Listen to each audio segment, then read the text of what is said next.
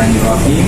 Assalamualaikum warahmatullahi wabarakatuh. Mohon izin pembina, mohon izin rekan-rekan kami dari kelompok 3 yang akan membahas tentang akidah dan tauhid. Sebelumnya, mohon izin untuk memperkenalkan diri. Nama saya Galih Tarsyano dari kelas Klimatologi 1, NPT 2124007. Mohon izin memperkenalkan diri, nama saya Taruna Muhammad Asyam Islam Farismi, kelas Klimatologi 1, NPT 2124015. Mohon izin memperkenalkan diri, nama saya Taruni Kusuma Zahra Aristiwati, kelas Klimatologi 1, NPT 2124010. Mohon izin pembina, mohon izin rekan-rekan, mohon izin untuk menyampaikan materi yang pertama. Materi yang pertama membahas tentang akidah dan ruang lingkupnya. Pertama-tama, apa sih itu akidah? Akidah dalam bahasa Arab itu artinya adalah ikatan. Tetapi dalam terminologi, akidah itu berarti landasan keimanan seseorang, landasan keimanan seorang muslim, atau kepercayaan dasar. Ruang lingkup akidah itu mencakup 4 aspek. Yang pertama yaitu adalah ilahiyat, adalah ilmu yang mempelajari tentang Allah Subhanahu wa taala, sifat-sifatnya, kemudian hubungannya dengan manusia dan hubungannya dengan alam semesta. Kemudian yang kedua adalah nubuat. Nubuat adalah ilmu yang mempelajari tentang nabi, kemudian sifat-sifatnya, tugas-tugasnya, dan kitab-kitabnya. Kemudian yang ketiga itu adalah ruhiyat.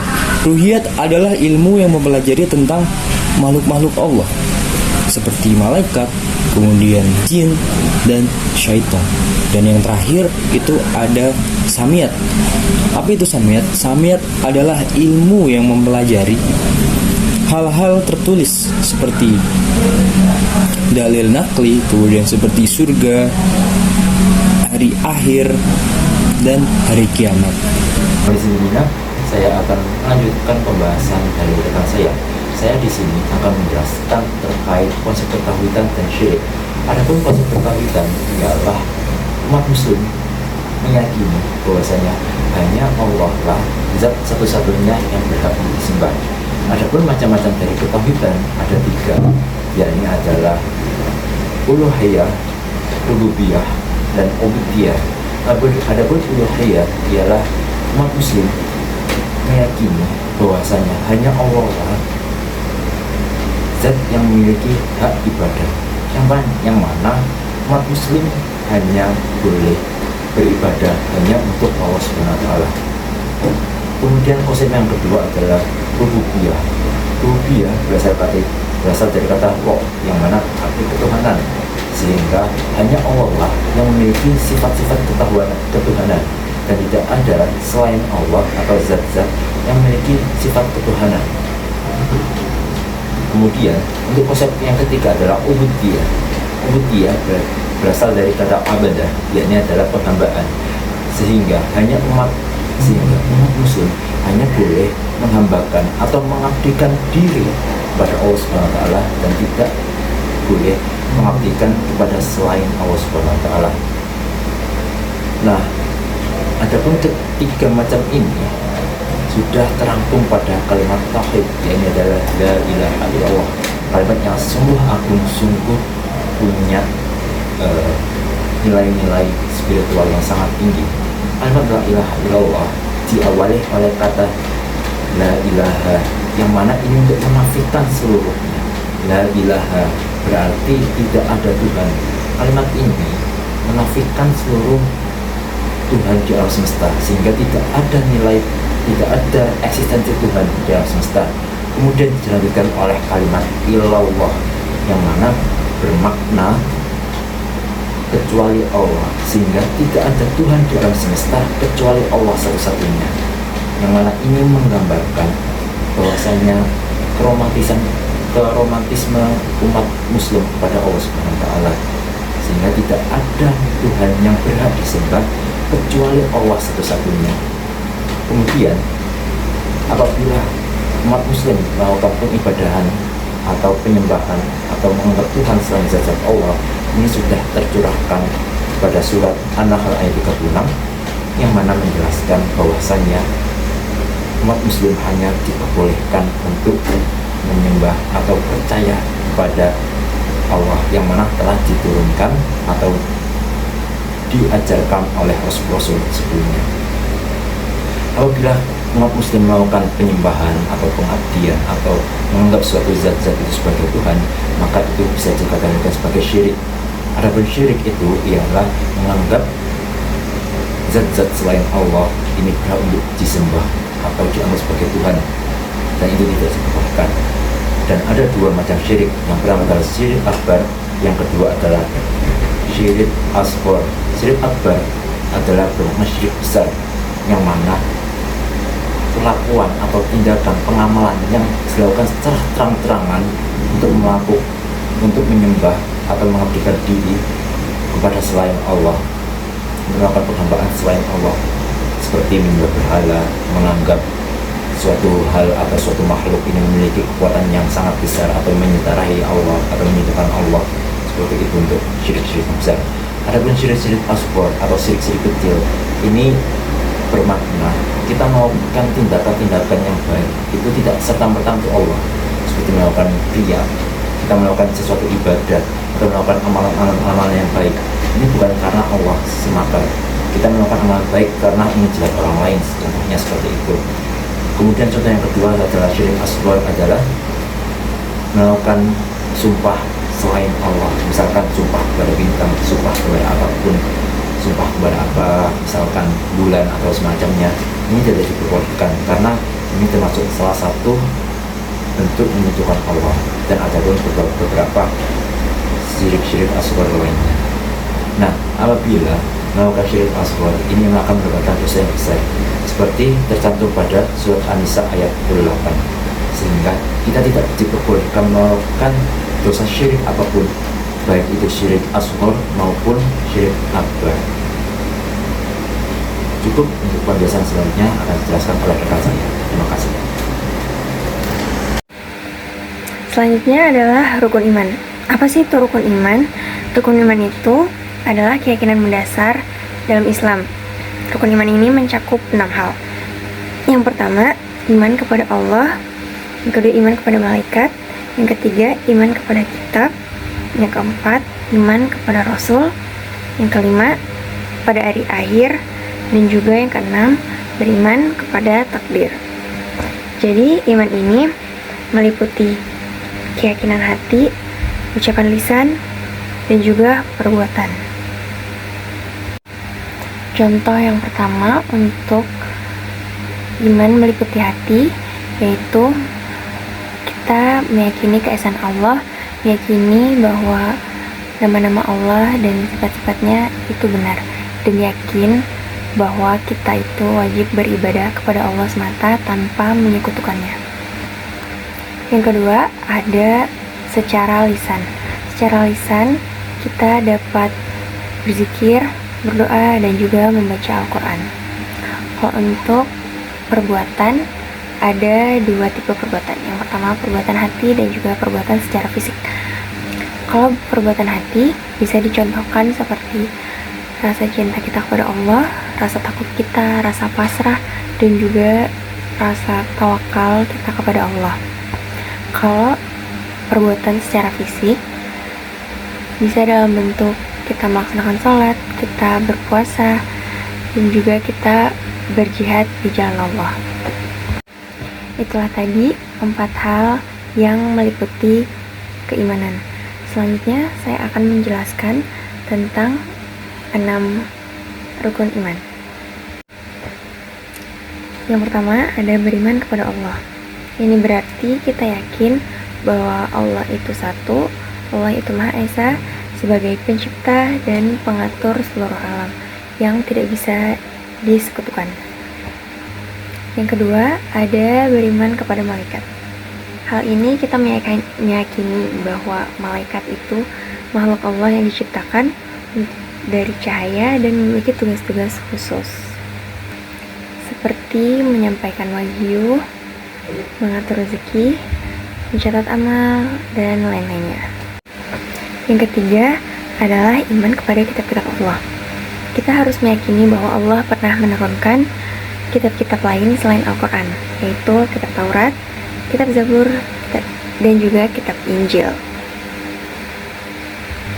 Jadi kita bisa meyakini keempat kitab ini sebagai pedoman hidup kita. Yang keempat adalah beriman kepada Rasul-Rasul Allah. Dalam hal ini kita meyakini bahwa Rasul Allah itu diutus untuk menyampaikan risalah Allah dan untuk menjadi teladan umat manusia. Jumlah Rasul yang diutus oleh Allah itu ada sebanyak 313, tapi setidaknya kita harus atau kita wajib mengetahui 25 Rasul yang telah diutus oleh Allah. Yang kelima, ada beriman kepada hari kiamat. Dalam hal ini kita meyakini bahwa hari akhir kehidupan di dunia kita itu sebenarnya ada, dan hari pembalasan termasuk fitnah kubur, hari kiamat itu juga benar adanya, dan kita harus meyakini hal tersebut. Yang terakhir, yang keenam, ada beriman kepada takdir atau qada dan qadar.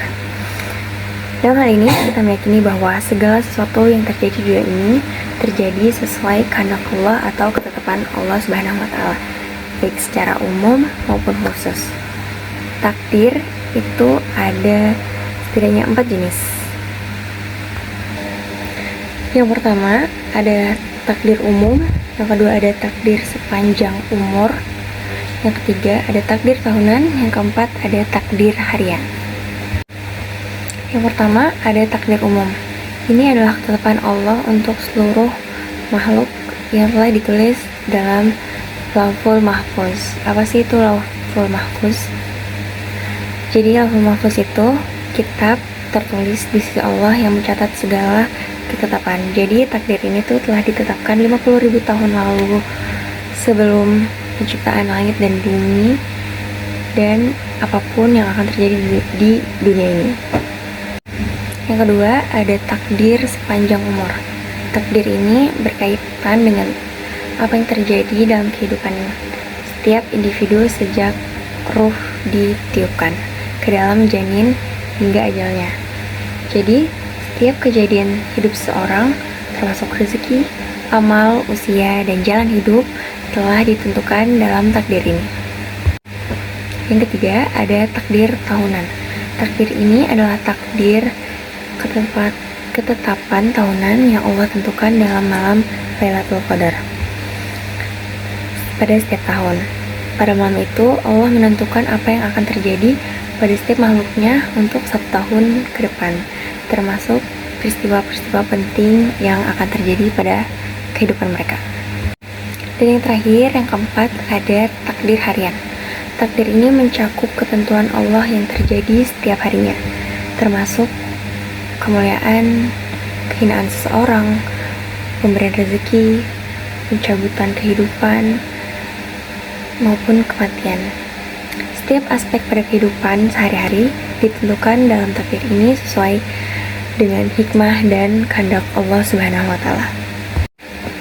Jadi keempat macam takdir ini menunjukkan bagaimana Allah Subhanahu wa taala mengatur segala aspek dalam kehidupan makhluknya secara detail dan penuh hikmah, baik yang bersifat menyeluruh maupun yang spesifik pada waktu-waktu tertentu.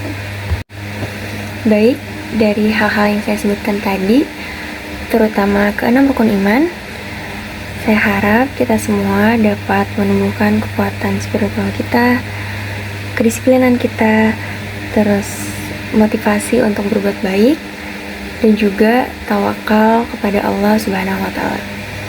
Keyakinan-keyakinan ini dapat membantu seseorang untuk hidup dengan keyakinan, hidup dengan ketenangan, keberanian dalam memperbaiki diri serta menjalani hidup sehari-hari sesuai dengan nilai-nilai yang diridhoi oleh Allah Subhanahu wa taala. Baik, saya kira cukup untuk bagian rukun iman. Mari kita lanjut ke pembahasan selanjutnya. Mohon izin pembina, mohon izin rekan-rekan, mohon izin untuk melanjutkan materi yang keempat, yaitu bahaya penyimpangan akidah. Penyimpangan akidah dari prinsip-prinsip dasar dalam ajaran agama Islam, khususnya tentang akidah dan tauhid, itu akan menyebabkan cacatnya iman. Berikut beberapa bentuk dari penyimpangan akidah. Yang pertama yaitu syirik.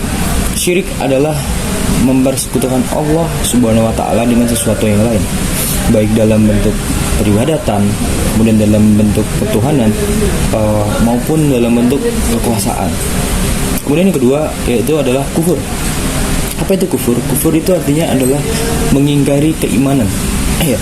Kufur berarti menolak atau mengingkari agama Islam, terutama yang berkaitan dengan keimanan kepada Allah Subhanahu wa taala, kepada Rasulnya, kemudian kepada wahyu yang diturunkan oleh Allah Subhanahu wa taala. Kemudian yang ketiga yaitu tahayul atau kufur. Tahayul adalah kepercayaan kepada hal-hal yang tidak masuk akal dan melanggar syariat agama Islam. Kemudian yang keempat yaitu menolak syariat atau hukum Islam. Menolak syariat berarti tidak mengakui atau menolak untuk mengikuti hukum-hukum yang telah ditetapkan oleh Allah Subhanahu wa taala dalam Al-Qur'an dan dalam hadis. Baik, di sini saya akan membacakan salah satu dalil yang berkaitan dengan rukun iman yang terdapat pada surat Al-Baqarah ayat 177. A'udzu billahi minasyaitonir rajim. Bismillahirrahmanirrahim. Laisal birra an tuwallu wujuhakum qibalal masyriqi wal maghrib. Wujuhakum qibalal masyriqi wal maghrib walakinnal birra man amana billahi wal yawmil akhir wal malaikati wal kitabi wan nabiyyin wa atal mala ala hubbihi dzil qurba wal yatama wal masakin wa ibnas sabil was-sa'ilina wa fir riqab wa aqamas salata wa ataz zakah wal mufuna bi'ahdihim idza 'ahadu was-sabirina fil ba'sa'i wad-dharra'i wa hinal ba's ulaika alladzina sadaqu wa ulaika humul muttaqun. Yang artinya, kebajikan itu bukanlah menghadapkan wajahmu ke arah timur dan ke arah barat, tetapi kebajikan itu ialah orang yang beriman kepada Allah, hari akhir, malaikat-malaikat, kitab-kitab, dan nabi-nabi, dan memberikan harta yang dicintainya kepada kerabat, anak yatim, orang-orang miskin, orang-orang yang dalam perjalanan, peminta-peminta, dan untuk memerdekakan hamba sahaya yang melaksanakan sholat dan menunaikan zakat, orang-orang yang menepati janji apabila berjanji, dan orang yang sabar dalam kemelaratan, penderitaan, dan pada masa peperangan. Mereka itulah orang-orang yang benar, dan mereka itulah orang-orang yang bertakwa. Shadaqallahul azim. Mohon izin Bobina, mohon izin rekan-rekan. Sekian dari kelompok kami, kelompok 3 yang membahas tentang akidah dan tauhid.